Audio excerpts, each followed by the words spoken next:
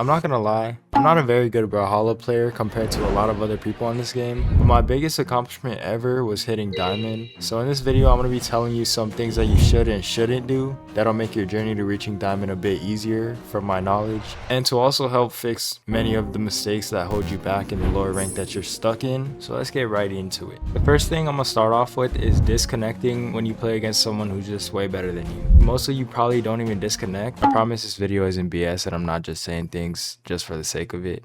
But for those of you who do disconnect, improving comes with time. So even if you get matched against Pavelski or Sandstorm, then just keep playing against them, because you might not notice, but you do improve when you play against people who are better than you over and over, rather than you winning every single game where you don't find anything to learn how to get better. So basically what I'm saying is better opponents create better opponents with time. And what's most important is your flaws stand out most against them. You could hop in replay and you could see all your flaws if you were that committed to improving, and with time you'll just become a better player. On to the second thing, not focusing on spacing or neutral. The one thing that really separates diamonds and pros from lower ranks is simply knowing how to space out your character and your attacks. Now, if you know me, I made a few guides and mechanics videos in the past, and I personally am a slight passive / aggressive player. A lot of people in both of my videos were commenting about the advice I gave. The advice I give is for the most part based off of me and how I got better at the game, and also how I hit diamond. But making a change in my playstyle from spamming and being aggressive to standing still here and there and using my movement to bait out attacks is one of the main reasons on how I actually reached my dream goal in Brawlhalla, Diamond. But I'm not saying to play passive. All I'm explaining is the difference between pro players and low rank players. So pro players, you could see in tournaments, they don't just rush in all the time. They don't rush in cluelessly, at least, without expecting something. So what they do is they gain intel on their opponent's actions and they adapt to what their opponents do, and it just builds knowledge in their brains to expect their opponent to make a mistake when they do something over and over again. You might think it's boring to play all spaced out and to not play in autopilot mode, but over time, like, the more conscious you are of your spacing and your opponent's movesets, the more you'll get better at adapting to your opponents, so you can play mindlessly while also being conscious of what you're doing in a way. The third thing I'm gonna talk about is knowing how to use full potential of both of your weapons. For example, say I have a sword and I want to get the most damage on my opponents in the fastest way possible. I would never go for like a downlight into a neutral air unless I want to put my opponents in the air, which 90% of the time I don't.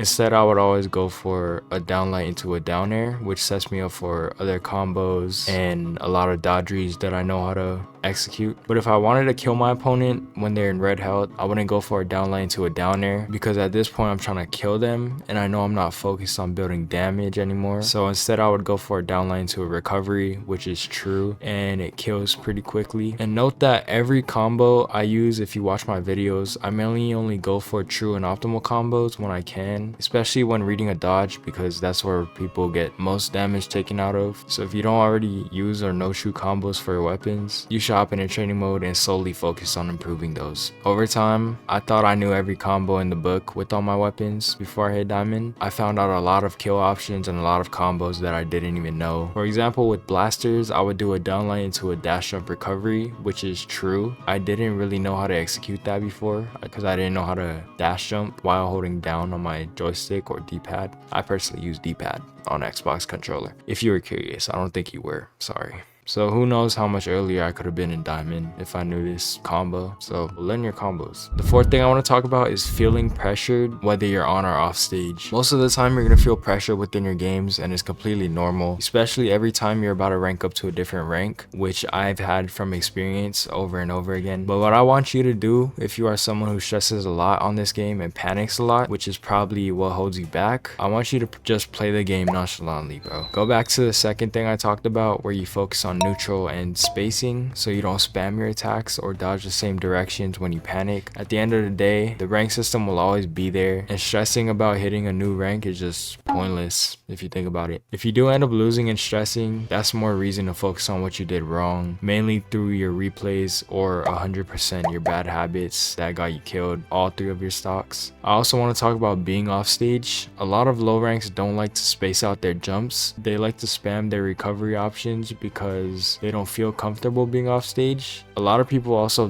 don't use their dodges off stage a lot, but when they do, like, they do it when their opponent's right in front of them. But this obviously holds a lot of people in their rank, because the people who panic and spam their jumps as soon as they get socked off stage, they're literally giving their opponent an easier target to hit, especially when their opponent knows how to take notes on how you play. So the less you have recovery options, the more they will know how to punish you. If you want, you could hop into training mode and jump off stage, space out like a second after each jump. You don't even have to jump off stage for this, like you could just be on stage and space out your jumps. That's also a good way to practice your play style. The last and final thing I want to go over that holds people in their rank is hopping on Brawlhalla just to play it for fun. I'm gonna give y'all the harsh truth, nothing about improving is gonna be fun all the time. As long as you're sticking to that mindset of improving, then you'll thank yourself later and you'll be happy that you stuck with being dedicated to improve. And this goes for literally everything in life. Like 10 years from now, where do you see yourself? If you see yourself successful, the only way to actually get there is to do the things that will make you successful, such as focusing on the little things that you do, like focusing on your gameplay to improve in Brawlhalla. You'll only see the progress and you'll slowly get better. So don't hop on Brawl for a couple of games and play in autopilot mode expecting to get better. Then you hop on YouTube to find answers to your mistakes when your mistakes and answers are clear to you. Anyways, that's gonna do it for this video, everybody. I hope this helped you. If it did, please share your love in the comments and drop a like down below. I'd appreciate that a lot. Join my Discord community if you want. We're about to hit 100 members, and I'm soon gonna do a video where I try to guess my viewers' ranks based off of their clips. And the only way you'll be able to send me your clips is through Discord. So if you want to be a part of those types of videos, then feel free to join that. I left the link in the description or in the comments. But as always, thank you guys so much for watching. I love you all, and I'll see y'all in the next